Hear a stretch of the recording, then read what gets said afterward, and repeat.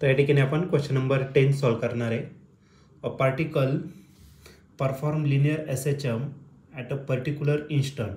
तर एक पार्टिकल आहे जो लिनियर SHM या ठिकाणी परफॉर्म करतोय एका इन्स्टंटला. Velocity of the particle is you.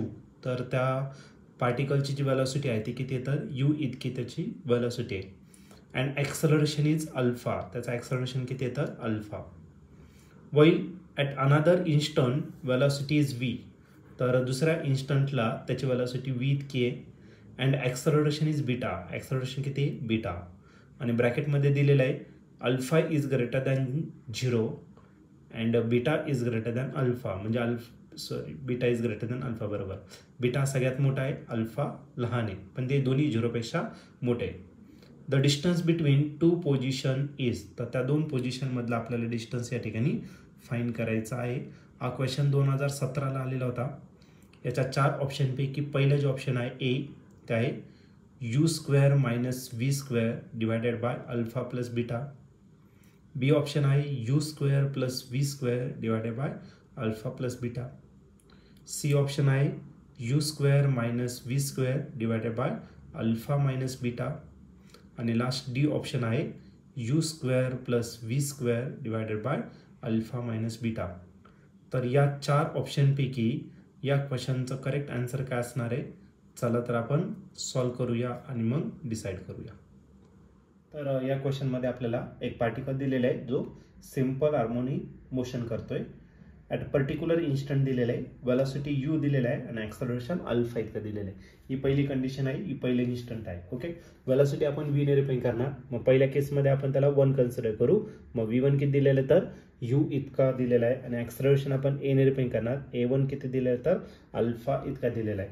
आता दुसऱ्या इन्स्टंटला दिलेला आहे, त्याची वेलॉसिटी व्ही आणि ॲक्सलरेशन बीटा इतका दिलेला आहे. मग त्याला आपण v2 कन्सिडर करू. v2 किती दिलेला आहे, v. आणि जो ॲक्सलरेशन आहे a2 तो किती दिलेला आहे, तो तुम्हाला बीटा इतका दिलेला आहे. आणखीन एक कंडिशन दिलेलं आहे alpha is greater than 0 and beta is greater than alpha. तर अल्फा मोठा आहे आणि बीटा कसा आहे, लहान. तर आपल्याला डिस्टन्स फाईंड करायचं कोणामधलं, या दोघां कंडिशनमधले. ठीक आहे, या दोन इन्स्टंटमधलं आपल्याला काय करायचं, डिस्टन्स या ठिकाणी फाईंड करायचं आहे. आता आपल्याकडे वेलॉसिटी दिलेलं आहे, त्या वेलॉसिटीचा आधी सर्वात पहिल्या तर आपण काय करणार, फॉर्म्युला या ठिकाणी राईट करतो, जनरल फॉर्म्युला. वेलॉसिटीचा फॉर्म्युला जर घेतला तर फॉर्म्युला आहे ω√a². ए म्हणजे काय, ॲम्प्लिट्यूड. ओके, a² मायनस काय असेल तर तुमचा x². तर याचा जर स्क्वेअरिंग जर केलं तर v² इज इक्वल टू भेटेल आपल्याला ω² आणि इथलं स्क्वेअर रूट कॅन्सल होणार. मग याने डायरेक्ट मल्टिप्लाय करा, ω² a² मायनस ω² x². हे काय झालं तर तुमचं जनरल फॉर्म्युला झाला. ठीक आहे, मग आता आपण पहिल्या कंडिशनसाठी घेणार आहे. पहिल्या कंडिशनमध्ये वेलॉसिटी जी आहे ती किती, तर u² एवढा असेल. ω² तसाच लिहिणार. a² ए काय झाला तुमचा अँप्लिट्यूड. अँप्लिट्यूड कधी चेंज होणार नाही, इन्स्टंट त्याचे फक्त कंडिशन तेच आहे, फक्त इन्स्टंट तो दोन वेगवेगळ्या इन्स्टंटला दिलेला आहे तुम्हाला. आणि मायनस या ठिकाणी ω² आणि हा जो डिस्टन्स आहे तो काय पहिल्या केसमध्ये त्याला x1 कन्सिडर करू. हे झालं तुमचं पहिलं इक्वेशन पहिल्या इन्स्टंटनुसार. आता दुसऱ्या इन्स्टंटमध्ये घेतलं तर वेलॉसिटी किती, v. या vच्या जागी आपण 20 टाकणार, v². हा ω² कॉन्स्टंट आहे, ॲम्प्लिट्यूड पण कॉन्स्टंट आहे, मायनस ω² आणि या ठिकाणचं जे डिस्टन्स आहे त्याला आपण काय करू, x2 कन्सिडर करू. हे झालं तुमचं किती नंबरचं इक्वेशन, तर सेकंड नंबरचं इक्वेशन. आता आपल्याला याच्यातलं काय करायचं आहे, डिस्टन्स किती असणार ते फाईंड करायचं. मग एक काम करू, या इक्वेशन 2 मधून इक्वेशन 1 काय करू, मायनस करून टाकू. कारण की आपल्याला पुढचं डिस्टन्स जास्त राहणार, आधीचं डिस्टन्स काय असणार आहे, कमी. आणि अजून एक कंडिशन काय दिलेली आहे, बीटा ग्रेटर आहे, अल्फा कसा आहे, स्मॉल आहे. म्हणजे ही जी टर्म आहे ही याचं डिस्प्लेसमेंट जास्त राहणार, h2. मग इक्वेशन 2 मधून 1 मायनस करण्याचं एक काम करू, 1 मधूनच 2 मायनस करू. मग दोघांची आपल्याला काय करायची आहे, सबट्रॅक्शन या ठिकाणी करायचं. मग काय भेटेल तर u² minus v².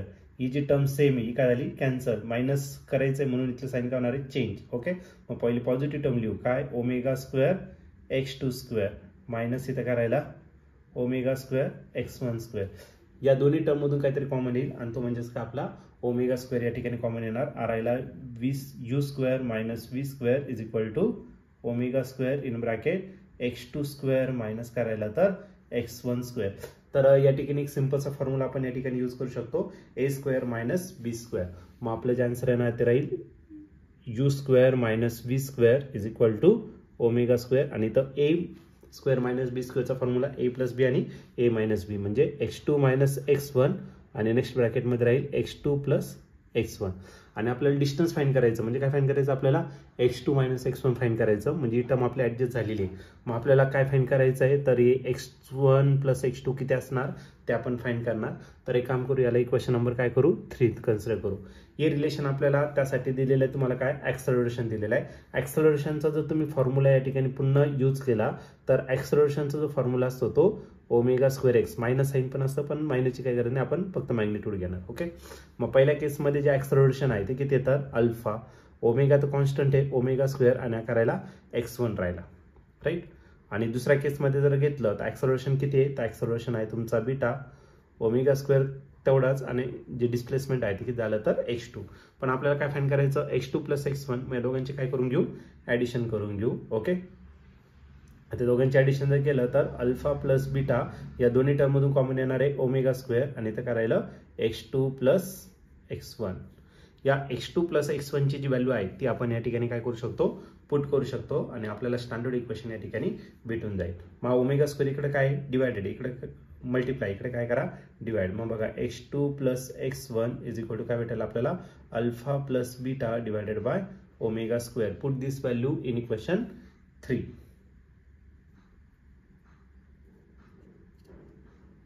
Equation 3 becomes काय भेटेल equation 3 u square minus v square is equal to omega square. x2 minus x1 आपल्याला फाइंड करायचं दोघांमधलं डिस्टन्स आणि x2 प्लस x1 याच्या जागी आपण रिप्लेस करणार आहे alpha plus beta divided by omega square. Omega square आणि हा ओमेगा स्क्वेअर काय झाला कॅन्सर. आता रिमेनिंग टर्म राहिलं हा अल्फा प्लस बीटा या जो इकडे मल्टिप्लाय इकडे काय करून घ्या डिवाइड करून घ्या. मग आपला काय भेटेल तर x2 मायनस x1 हा भेटेल you square minus v square total divided by alpha plus beta. मग त्या दोन इन्स्टंट मधलं जे डिस्टन्स आहे तर ते डिस्टन्स असेल तुमचं you square minus v square divided by alpha plus beta. Okay आणि या ठिकाणी तुम्ही ऑप्शन जर बघितलं तर ऑप्शन नंबर ए जो आहे तो या ठिकाणी आपला करेक्टली मॅच होतोय. मग या क्वेश्चनचं जे आन्सर असणार ते ऑप्शन ए. ऑप्शन ए म्हणजेच काय तर you square minus v square divided by alpha plus beta. तर या क्वेश्चनचा आन्सर आहे ऑप्शन ए.